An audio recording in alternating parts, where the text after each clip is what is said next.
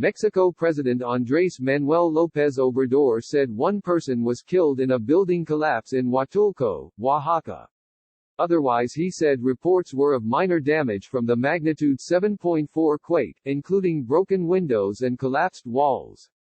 Oaxaca Governor Alejandro Murat said a second person was killed in an apparent house collapse in the mountain village of San Juan Ozolotepec and a third died in circumstances he did not explain.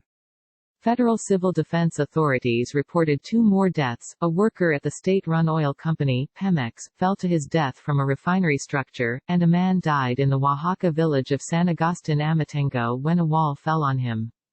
Pemex also said the quake caused a fire at its refinery in the Pacific Coast city of Salina Cruz, relatively near the epicenter. It said one worker was injured and the flames were quickly extinguished.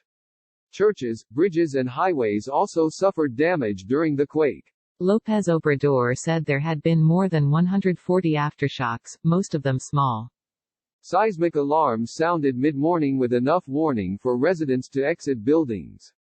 Power was knocked out to some areas. Helicopters flew over downtown Mexico City and police patrols sounded their sirens.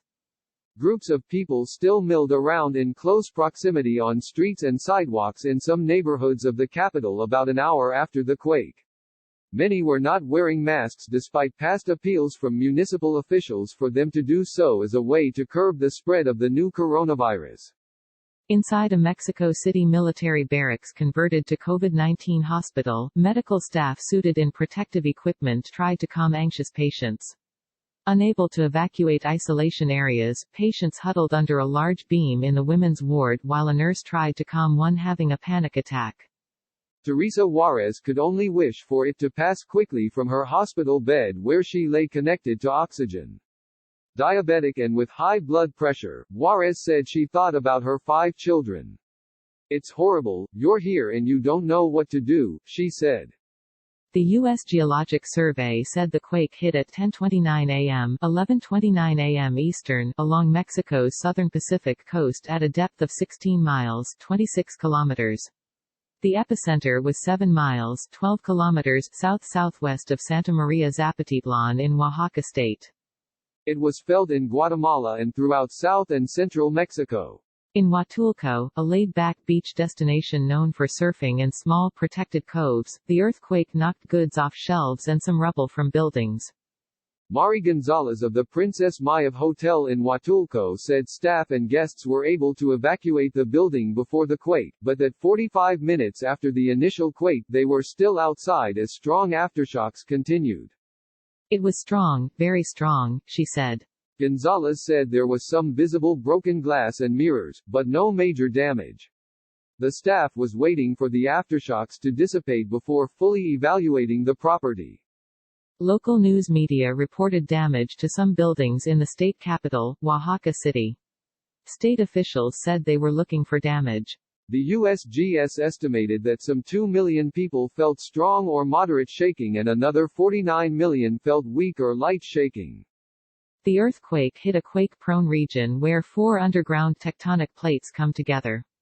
In the past 35 years, there have been at least 7 magnitude 7 or greater earthquakes, killing around 10,000 people, most of them in a 1985 8.0 quake.